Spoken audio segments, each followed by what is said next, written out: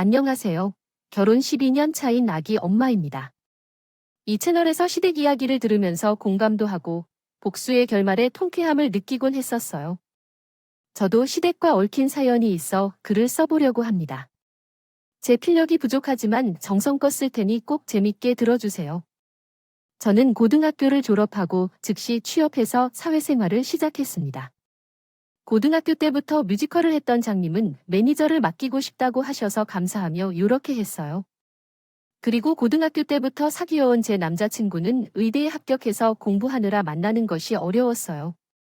그러나 그는 항상 저를 깜짝 놀라게 했어요. 아가씨, 예쁜 분들. 커피나 기일이야 라고 맞춰서 말하면서 공부를 끝내고 있었어요. 왔지, 뭐 하러 왔어? 공부 다 했으면 집에 가서 좀 쉬어. 어떻게 공부만 하나. 그러다 이쁜데 여친을 누가 책가면 어쩌려고 치자. 자기 말고는 아무도 관심 가져주지 않거든.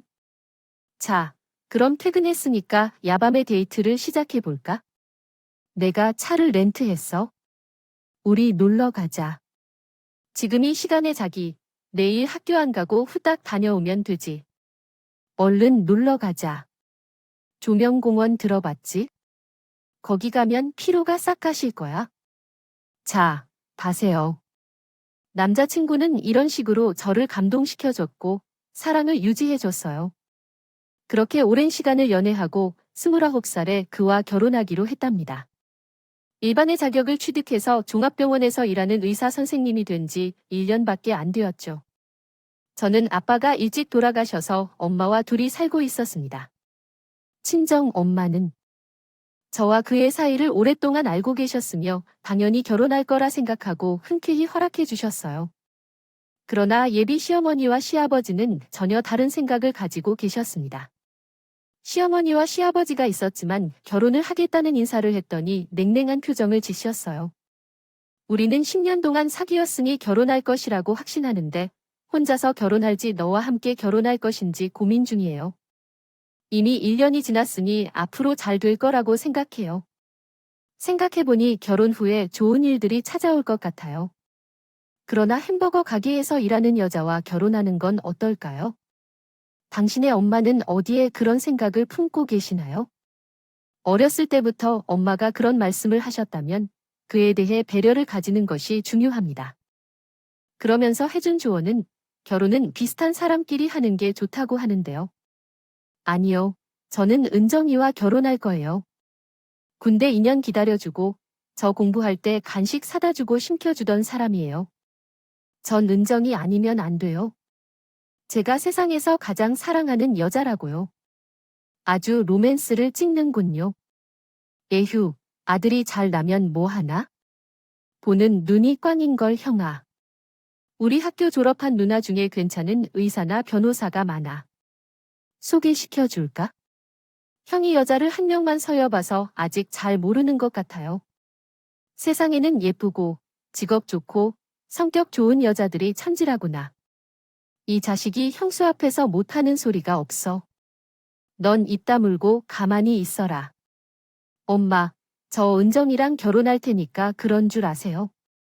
엄마한테 손 벌리지 않을 테니까 그냥 축하만 해주세요.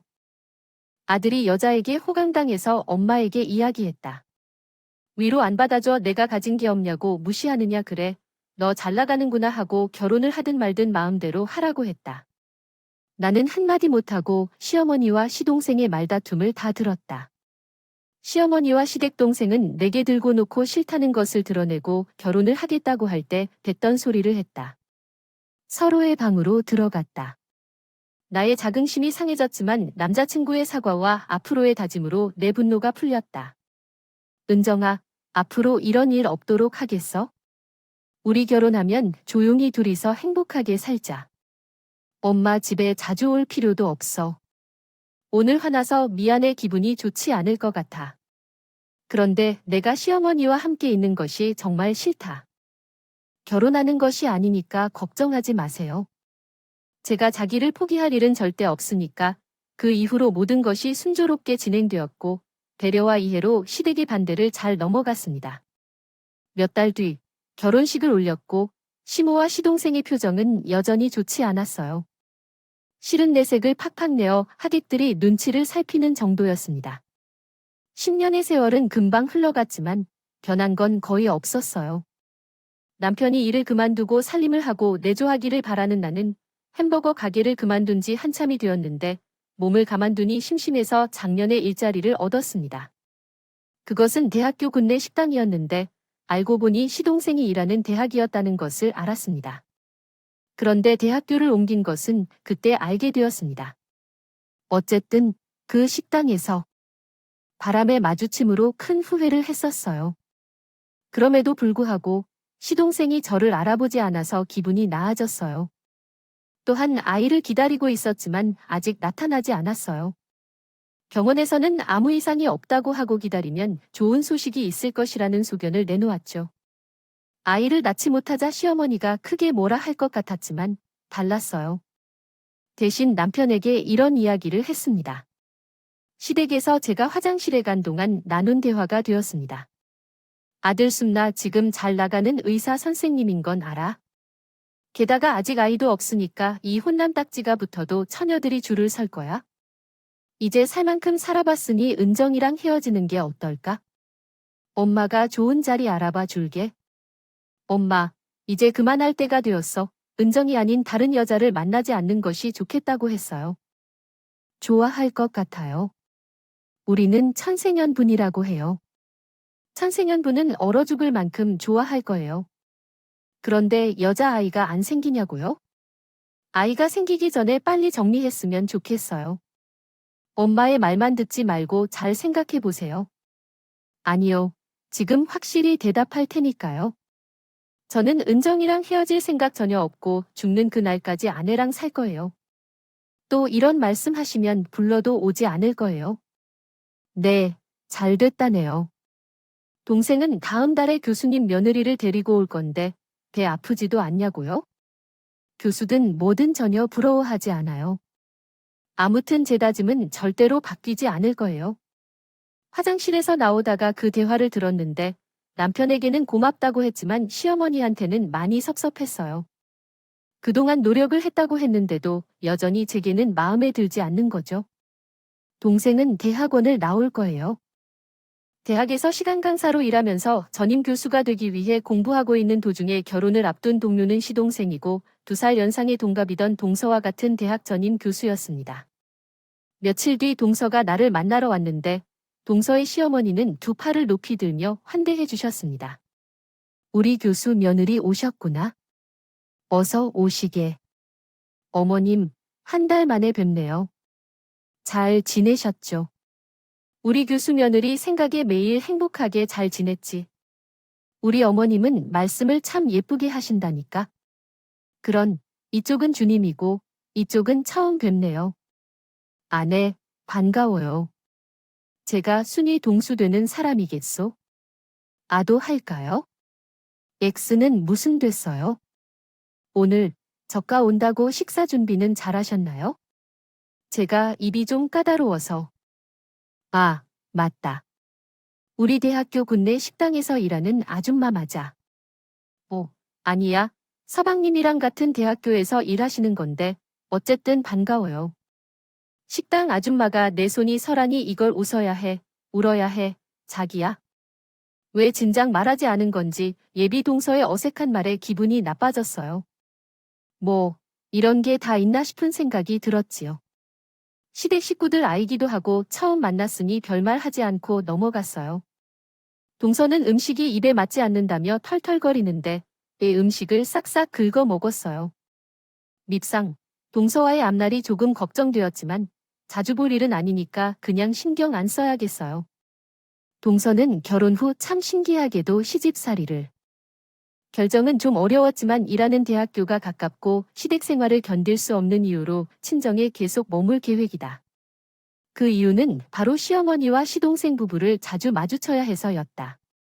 시어머니와 만남만으로도 부담스러운데 두 사람 외에도 하루 종일 시댁에 계속 머물러야 한다는 게 너무 부담스러워서 시댁에 가는 게 싫어졌다. 6개월 동안 시댁을 6번 다녀왔고 매번 가면 시어머니가 바쁘게 동서에 종사하길래 지금 제가 그 일을 대신 맡아줄 수 있냐며 부탁했다. 주말에 시어머니가 밥을 해드리겠다며 시댁에 초대했다. 너 세탁기 좀 돌리고 청소 좀 해봐. 내 허리가 아파서 눕고 있어야 해 라고 하더라. 지금 동서가 거기 앉아서 놀고 있으니 내가 무뚝뚝하게 행동하길래 교수님께 조언을 구하고 싶다. 허들은 일을 시켜야겠네. 넌 집에서 내 아들이라 돈을 주고 노는 애니까 살림 좀 도와줄 수 있잖아. 내 말이 틀렸냐고? 제 집 살림은 제가 하는 게 당연하죠. 그런데 시댁 살림은 동서가 해야죠. 더군다나 쉬는 날인데 저렇게 놀고 있는 게 말이 돼요? 아유, 토달지 말고 좀 해라. 네, 불만 가득한 목소리를 들으면 너무 화가 난다. 그래, 하지 마라.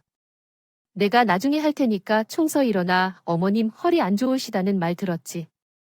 자, 내가 청소 좀 하고 빨래랑 식사 준비 좀 해. 형님, 저는 손에 물 묻히면 안 돼요. 대학생들을 가르치는 손을 막 쓰면 되겠어요? 안 되겠어요. 그리고 밥은 형님이 잘하시잖아요. 우리 대학교 식당에서 일하는 솜 좀 해보세요. 제가 수고비 줄 테니까 좀. 해봐요 동서. 정말 예의가 없구나. 돈을 받고 자네 밥상 차리라고. 야, 대학 교수가 무슨 벼슬이야? 그리고 자네가 교수인 거랑 나랑 무슨 상관이야? 빨리 엉덩이 들어올려. 아, 야야, 됐다. 너도 하지 말고 교수 며느리도 하지 마라.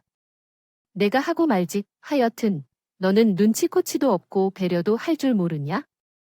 유답. 저는 동서가 움직이나 마나 노려보고 있는데 끝까지 소파에서 리모컨을 잡고 텔레비전을 보고 있더군요. 결국 제가 주방으로 들어가서 식사 준비를 했고 제 남편이 청소기를 돌렸습니다. 그럼에도 손가락 하나 까딱하지 않고 가만히 앉아 있더군요. 이후 남편은 동서의 버르장 머리에 질러버려서 어지간하면 시댁에 가지 말자고 했답니다. 얼마 뒤 좋은 일이 생겨서 친정에 갔다. 좋은 일이 생기면 꼭 엄마에게 전화해야 했었는데 그날 아주 행복한 소식이 있어서 찾아갔어. 엄마, 나 임신이래. 드디어 아이가 생겼다고 라고 했더니 그게 정말이냐? 아, 잘 됐다.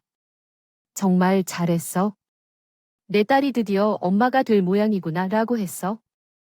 엄마, 나 아이 나면 자주 보러 올 거야? 그럼? 아, 당연히 가야지. 내가 우리 딸이 잘 사는 걸 보는 게 유일한 행복일 텐데.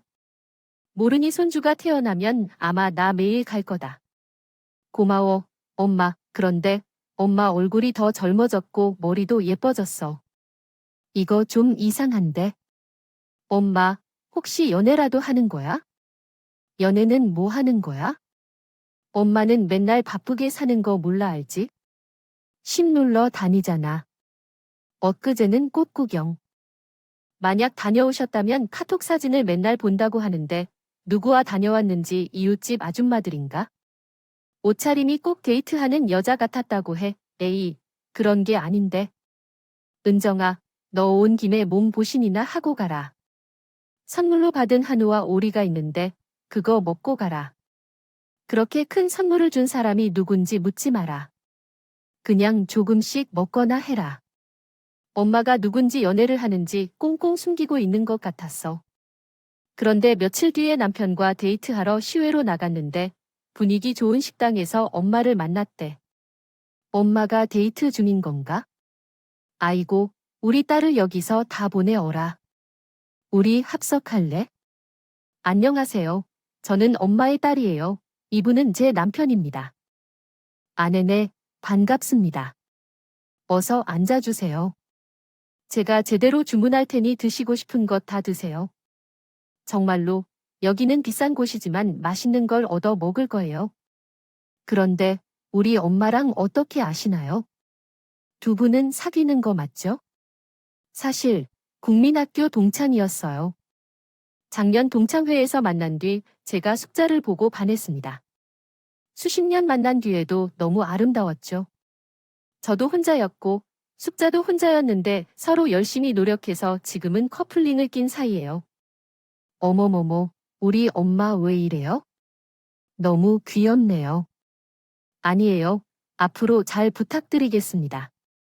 딸에게 좋은 새아빠가 되도록 할 테니 팍팍 밀어주세요. 와, 어르신께서 정말 화끈하시네요. 터프하시고 좋아요. 우리 엄마랑 잘 지내보세요. 제가 팍팍 밀어주지 않아도 엄마가 잘 만나실 테니 걱정하지 마세요. 그날 엄마가 돌아가신 아빠 이후로 처음으로 남자친구를 사귀는 것을 목격했고 진심으로 잘 되기를 소망했습니다. 제가 임신한 소식을 전하러 남편과 함께 시어머니 집으로 갔는데 이미 시댁은 파티 분위기였습니다. 알고 보니 동서도 아이를 가졌다는 겁니다. 시기가 저와 하루 이틀 차이 났어요. 형님이 임신 10년 동안 임신 못한다고 해서 불량품인 줄 알았는데 마지막에 인생 역전하여 이제 의사 아저씨의 발목을 제대로 묶고 있어요.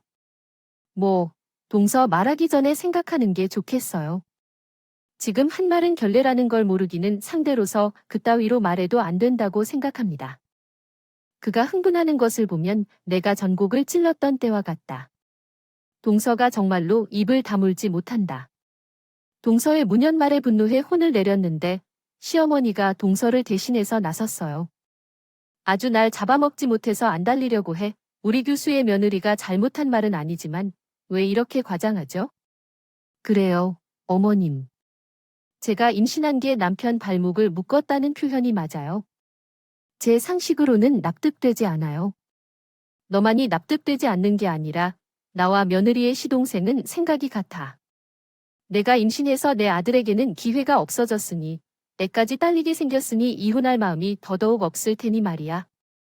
시어머니의 악담에 시동생과 동서는 깔깔거리며 배를 잡고 웃더군요. 도저히 그 자리에 더 이상 머물 수가 없어서 돌아서 나가버렸어. 남편이 식구들에게 큰 소리로 다들 지금 못 들어 하시는 거예요.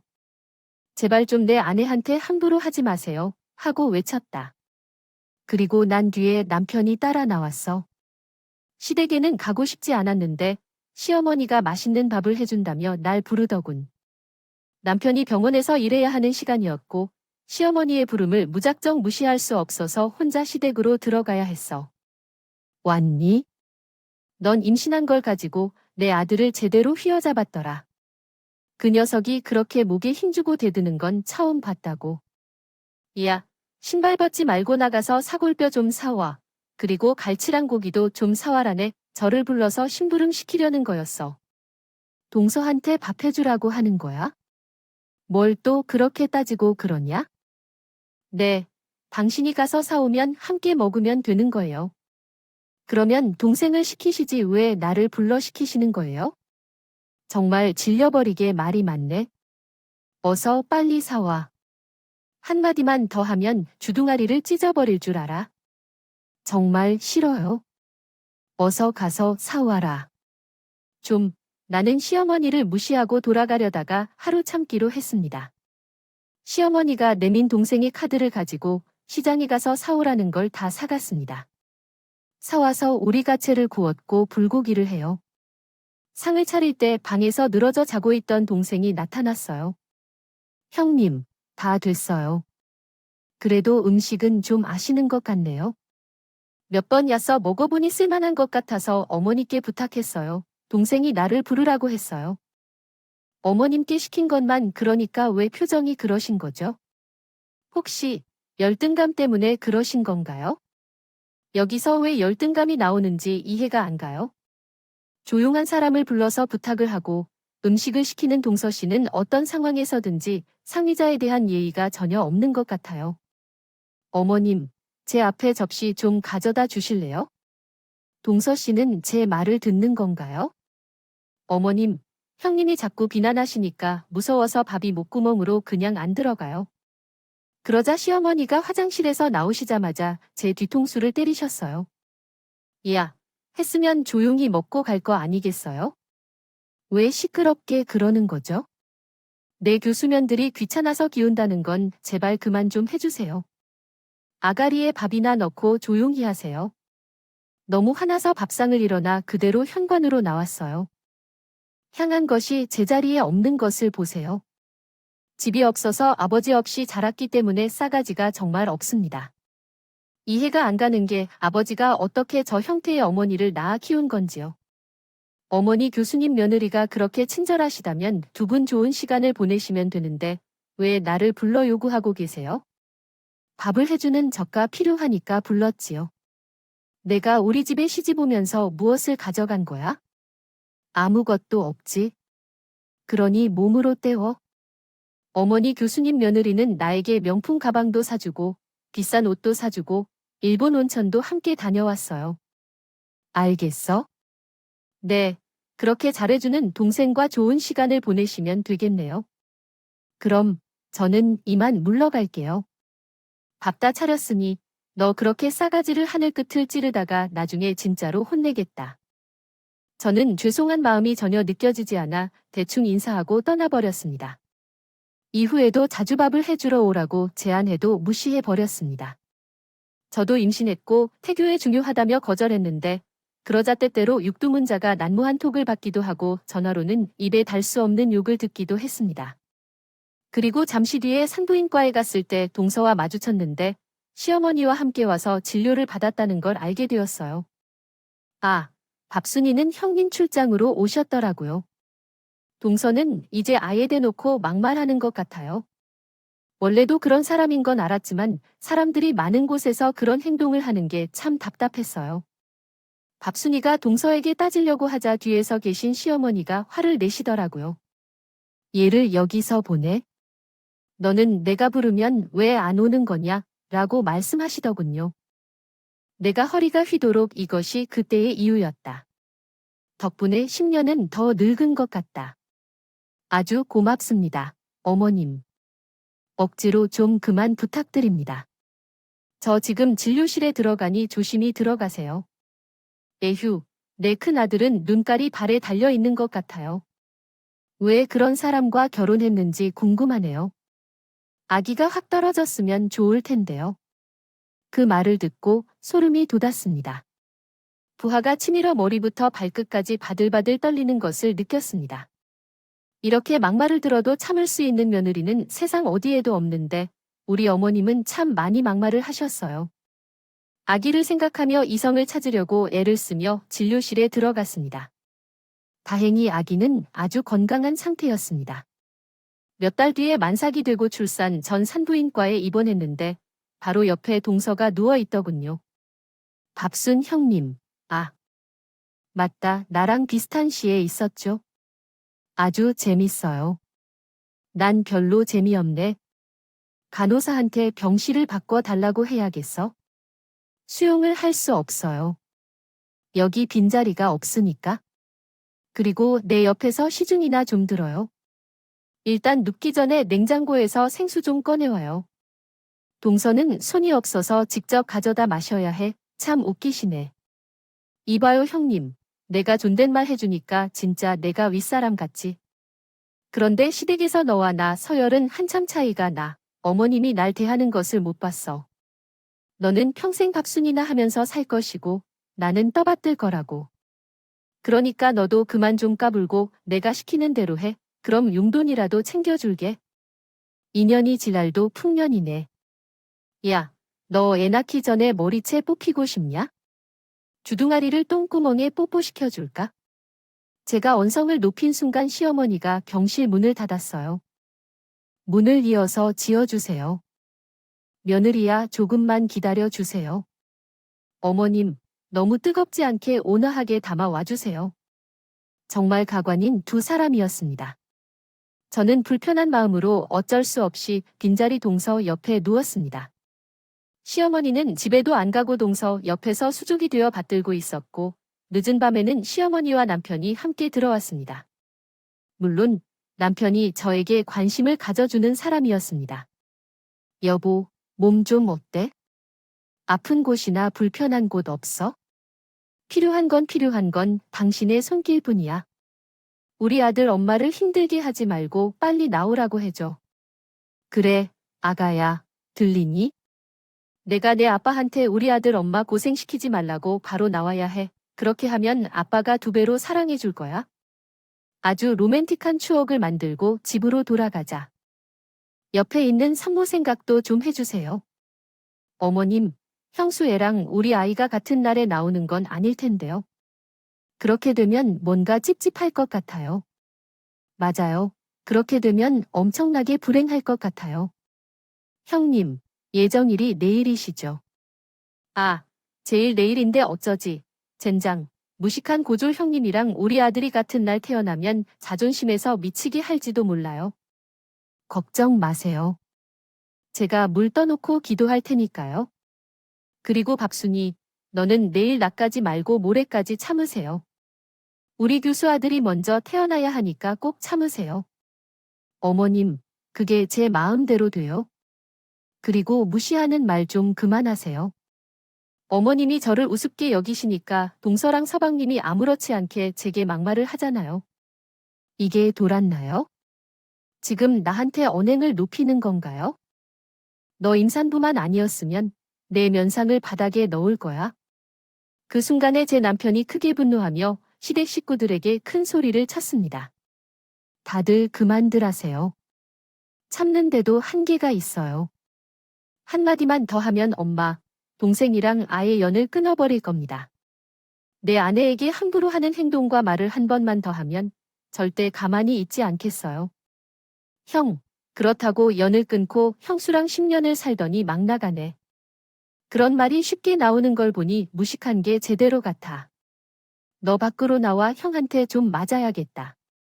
아니, 내가 틀린 말한 게 아니잖아. 우리가 이혼하고 새 여자 만나라고 했을 때 갈아치웠으면 좀 좋아. 우리 집안 평균 학력을 다 깎아먹는 여자가 뭐가 좋다고 저 난리인지. 그러자 남편의 주먹이 시동생의 배를 가격했고 이어서 면상에 제대로 박혔습니다. 야, 이놈아. 너 지금 뭐 하는 짓이야? 무식하게 먹지를 왜 해? 혼날 거예요. 그리고 엄마도 말 함부로 하지 마세요. 진짜 마지막 경고입니다. 그가 눈에 불을 켜고 말하자 모두 조용히 입을 다물었어요. 시동생은 인상을 스며들면서 병실에서 퇴장했고 다음 날 유도분만을 해서 금방 아들이 태어났습니다. 분만실에 있던 남편이 직접 줄을 자르며 축하해줬어요.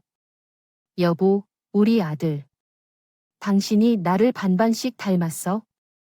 예뻐. 당신이랑 결혼한 지 10년 만에 얻은 아이야. 우리 진짜 최선을 다해 키우자. 그래, 고생 많았어. 앞으로는 절대 힘들지 않게 해줄게. 그리고 굿네 식당도 그만둬. 재수 씨랑 동생놈이랑 완전히 연을 끊어버리자. 엄마도. 마찬가지로 그 정도까지 하지 않아도 돼요. 방금 전에 화내주신 것만으로도 충분해요. 아이가 태어날 때 그에게도 느껴지는 안 좋은 감정이 마치 씻어지듯 사라졌어요. 그와 함께 같은 날에 출산을 한 것이지만 제가 아들을 더 늦게 낳았다고 하네요. 아이를 낳고 제게 온다는 사람과 같은 날에 출산을 하면 기분이 나쁘다고 했어요. 역시 사람은 바로 고쳐지지 않는군요. 남편이 경고하고 출산을 해도 여전히 동일한 것이었어요. 저는 가볍게 무시하고 병실에 누웠답니다. 결국 남편을 제외한 가족들이 다 병실에 모여서 산후조리원에 대해 이야기하더라고요. 엄마, 저희 마누라가 조리원을 예약했어요. 그래서 임신 소식을 듣고 바로 예약을 했어요.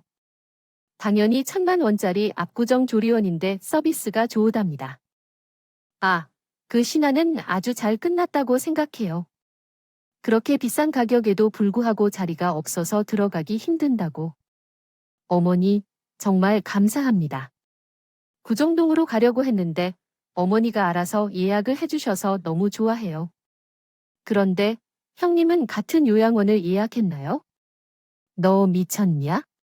무식한 고졸 밥순이 주제의 요양원이 필요하겠냐? 야, 너는 내 친정 가서 몸을 요리해라. 아니면 동네 싼 집에 들어가든지. 저는 말하고 싶지 않아. 가만히 누워만 있었어요. 그러니 시어머니와 동서가 더 세게 조롱했어요. 형님은 머리에 뭔가가 없다고 해서 애도하지. 머리가 텅텅 비워지면 어떡하겠니요? 어머니가 아무리 의사라도 형님의 유전자가 들어가면? 어휴, 아기가 불쌍하네. 그런 말이야. 우리 집. 손자는 교수님의 아들만 대우할 것이다. 무식한 피가 섞인 손자는 보기도 싫다고 어머님 우리 아기랑 형님을 끼우쳤다. 둘 다 봤다. 비교해 봤다. 남석의 애는 아주 예쁘고 귀엽고 앙증맞고 사랑스럽다. 그리고 그 밥순이 아들은 무슨 기인 줄 알았다. 생긴 게 하도 모같이 생겨서 간호한테 치우라고 손짓했다. 그래서 아주 짧게 보고 말았다. 정말 웃기다. 아이 생긴 게 같다고요, 형님. 설마 외국인이랑 그만 들어요? 지금 제가 무슨 말을 듣고 있는지 모르겠네요. 이게 어디서 싹수 없이 등 돌리고 말하는 거야? 야, 시어머니가 말씀하시면 똑바로 앉아서 경청해야 할 거 아닌가요? 애 하나 나왔다고 벼슬이라 한 줄 아나요? 야, 돌아서고 누워 있을 거야? 인연이 싫다. 싫다고 하니까 끝까지 싫어하는 짓만 안 해. 너 낳은 날 맞아볼래? 시어머니가 저에게 성큼 다가오는 그림자를 보였습니다.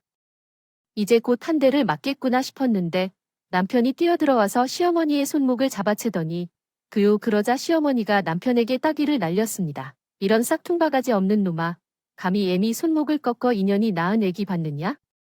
딱 봐도 같지 않든 너 말고 딴 놈들한테 몸 굴린 게 확실하니까 유전자 검사를 피하도록 해라. 차라리 딴 놈 자식이여 이혼했으면 속이 다 시원하겠네. 그 말을 들은 남편이 심호의 뺨을 날리더군요. 진짜 최악이네요. 제 아내한테 막말하면 가만두지 않겠다고 경고했지. 이 놈이 지금 날 친 거야. 너 오늘 잘 알아라. 이 후레 자식아 신과 같은 이랑 결혼해서 아주 잘하는 짓이다. 내가 교수나 사자를 며느리로 데리고 왔으면 이렇게 천지개벽할 일이 생겼겠죠. 이 나쁜 자식이 사람이 누구인지 아세요? 내 아내나 부인이 누구인지 아시냐고 인연? 내비 없이 꼬리를 내미고 있는 돼지 내비가 살아 돌아오기도 했다는 거냐? 너의 자식이 오늘 여러 가지로 내 심기를 건드렸지만 치를 줄 알아라. 시어머니가 손찌개를 하려고 하는 순간 병실 문이 열리며 저희 엄마가 들어오셨어요. 그리고 뒤로 저희 엄마가 얼마 전 재혼한 동창분이 오셨습니다. 새 아빠가 되신 분이죠. 아이고, 분위기가 왜 이렇게 어색하지? 새 아빠가 들어오자 동서와 남편이 길이. 어머, 이 사장님. 여기까지 어째서 오셨어요? 출산을 축하하러 오셨나요? 존경하는 사장님, 시간 강사 김영필 교수입니다. 어떻게 내가 출산하는 걸 알고 오신 거예요? 제가 입실했다는 건 몰랐는데 시간 강사는 처음 보시나 봐요. 아무튼 딸이 출산을 해서 문병이 들었다니까 지금 무슨 말씀이신 거죠? 이 사장님, 밥순이 아니라 우리 형님 딸이었어요. 사실 새 아빠가 사장님이신 걸 남편에게만 말했고 다른 가족들에겐 비밀로 했습니다. 이 사실을 알게 된 동서와 시동생의 표정이 어지러운 듯하고 시어머니 역시 눈이 빠지도록 크게 뜨고 놀라더군요. 아이고, 우리 딸 아기 낳느라 고생 많았어. 방금 내 손주 보고 오는 길이야. 아주 예쁘다고. 아빠 감사해요. 바쁘실 텐데 들러주셔서 고맙습니다. 고맙긴 우리 딸이 큰일을 했는데 애비가 오지 않으면 되나. 그나저나 이 교수랑 저 시간 강사랑은 무슨 사이인 거야? 저기 놀란 할머니는 누구고? 아빠, 저희 시어머니의 그리고 이 교수가 제 동생 시간 강사는 시동생이야. 우리 김서방이 그렇게 붕괴하던 시댁 식구들이나 김서방 말로는 연을 끊겠다고 하던 이 사람들이었나. 하긴 방금 병실 밖에서 다 들었다네. 심하는 여자가 입을 함부로 놀리는 거랑 동서인 이 교수가 막말하는 거 말이야. 일부 다 듣고 천천히 들어온 거야. 그랬군요. 아빠, 세 사람과 함께 한식가족으로 살아가는 것은 더 이상 못하겠어요. 엄마는 나에게 참고 사라고 했지만 더는 못하겠어요. 욕을 하는 사람들과는 가족이 될 수 없어요. 우리 딸이 깊이 상처받은 것 같아요. 미안해요. 이게 다 무식하고 가진 게 없는 엄마 탓이에요. 제가 더 잘났으면 내가 그런 일을 당하지 않았을 텐데. 미안해요. 엄마는 저에게 사과하셨고 시댁 식구들에게는 별 말씀하지 않으셨어요. 그리고 새아빠가 다시 말씀을 시작했어요. 세상에 사람이 가지고 있는 것과 없는 것이 중요한지, 그리고 각벌이 그런 것들이 다 필요 없어요.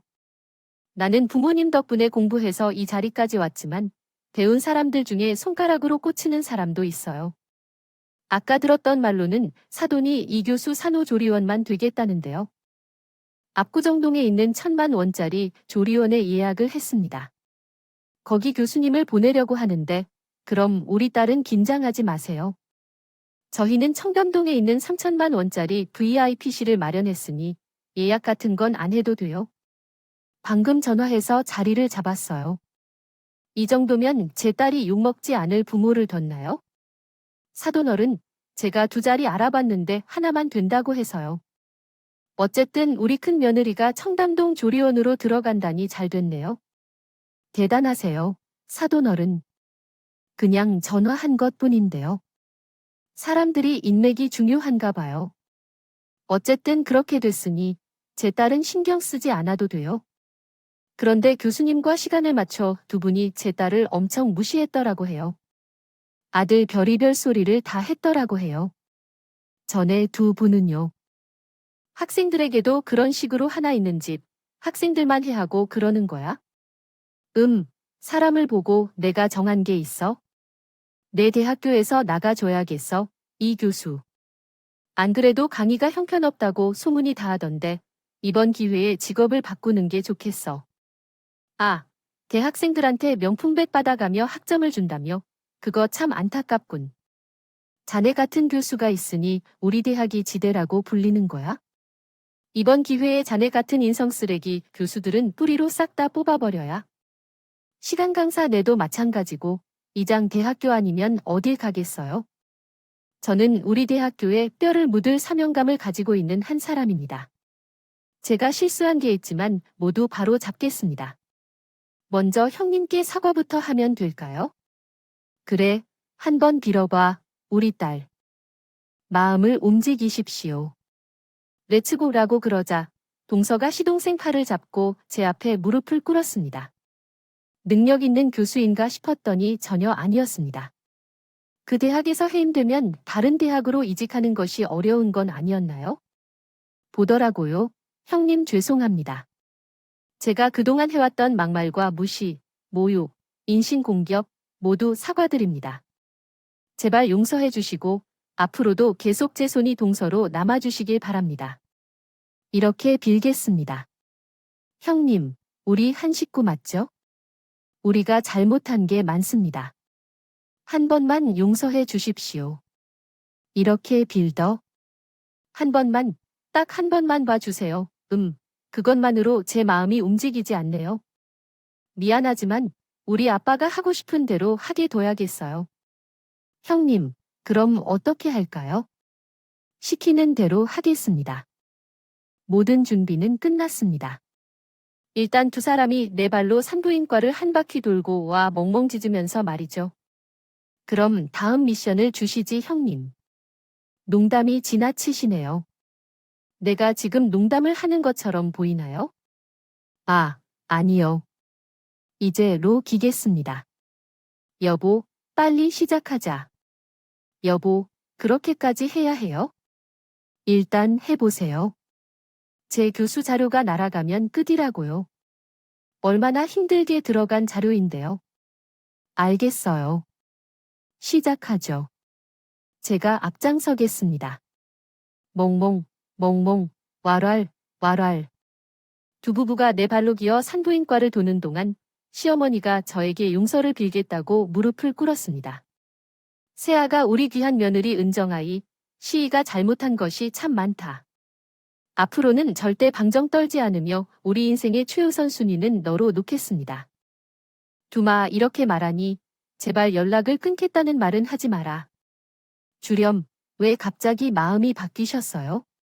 제 새아빠가 대학교 사장님이라서 저절로 겸손해지고 무릎이 꾸미지는 조금 전까지 밥순이 하찮은 년, 무식한 년이라 욕하고 애가 생기지 않았으면 이혼시키는 애가 튀기니까 유전자 검사를 해라 등등 막말을 엄청 많이 하셨잖아요. 저에게는 씻을 수 없는 상처에 그래 내 말이 맞다. 내가 못된 년이야. 대저도 싼 년이라고. 그런데 은정아, 우리 함께한 세월이 얼마나냐. 날 용서해주면 너에게 친엄마만큼 잘해주마. 지금 내 발로 가는 저 잡것들은 끊어버리고 너희에게만 최선을 다하는 시이가 되어줄게. 아, 조금 더 나은 며느리한테 들러붙는다는 말씀이군요. 참, 박쥐 같으세요. 어머님, 그러나 전 애초에 어머님이 개처럼 지른다고 생각해 기고 있는 두 사람을 용서해줄 마음이 없었어요. 그냥 비굴하게 비는 꼴을 보려고 했던 거예요. 이제 그만하시고 일어나세요, 여보. 당신 시댁 식구들이랑 연락을 끊겠다는 거 진심이에요. 맞아요. 나도 더 이상 내 아내에게 함부로 하는 식구들이랑 왕래하고 싶지 않아요. 나쁜 놈이라고 손가락질하는 사람이 있을지언정 내 의지는 결코 꺾이지 않을 거예요. 어머님, 잘 들으셨죠? 제 남편은 저만 생각하는 사람이에요. 아무튼 다 정리했으니 저는 그만 갈게요. 아버지, 조리원에 데려다 주세요. 아, 간호사가 우리 손자를 데리고 나오면 바로 출발합시다. 손자가 이대로 가면 어떡하지요? CM하고 이야기해야겠어요. 제발, 그냥 가지 마세요. 산부인과를 한 바퀴 돌아와야 하는 시동생이 있으니까요. 부부가 멍멍을 보이며 나타났습니다. 형님, 우리가 시킨 대로 모두 했어요. 아, 그래요. 그럼 이번에는 오리걸음으로 돌아와서 꽤 지쳐 말이죠. 그러자 시동생 부부는 두리번거리더니 오리걸음을 하며 다시 나갔습니다. 오리를 그리고 옷을 갈아입은 후 저와 남편, 부모님과 함께 아들을 안고 병원 밖으로 나섰습니다.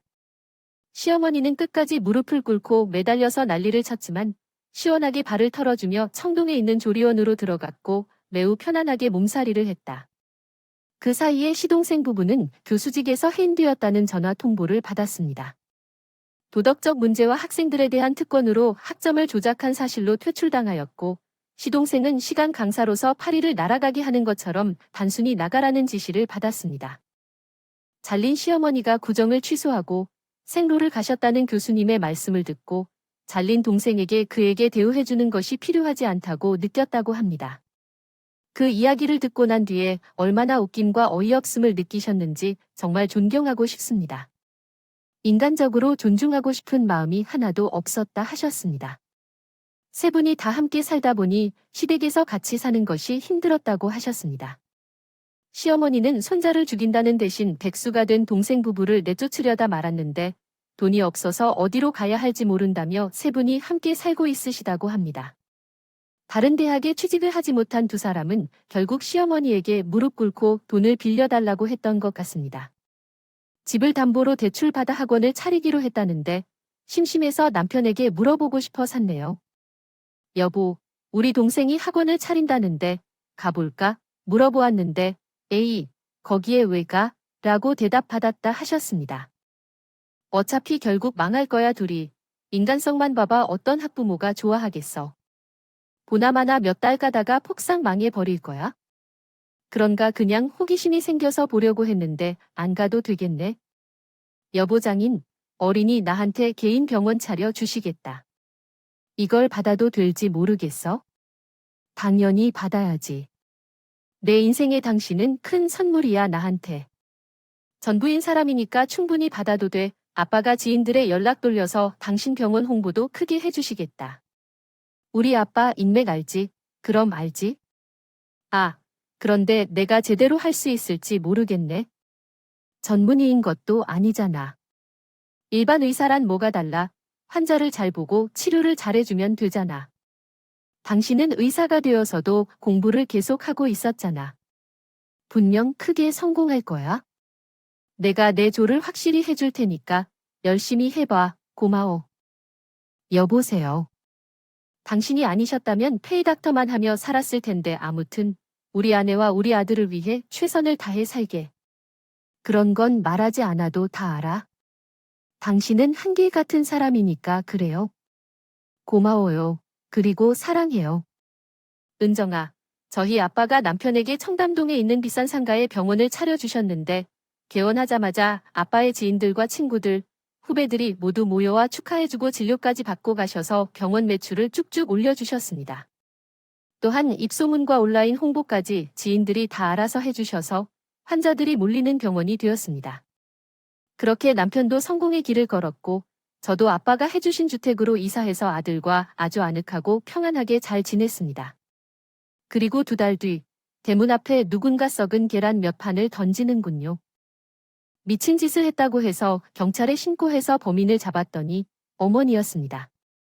오, 이상한 짓을 왜 하셨어요? 우리가 잘 사는 걸 꼬박 보기 싫어서였나 봐요. 너희들이 날 받아주지 않았잖아요.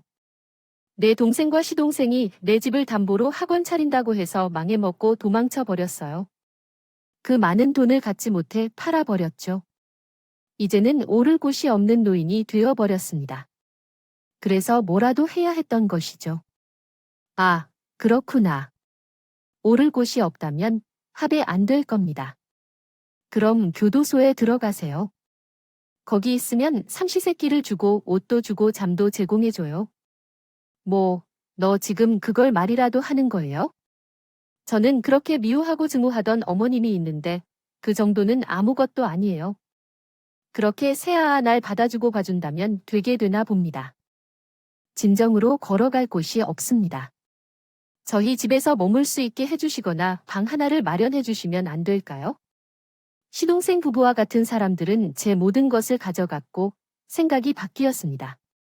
처벌받길 원하지 않기 때문에 밖에서 노숙하거나 구걸하며 살아도 좋습니다.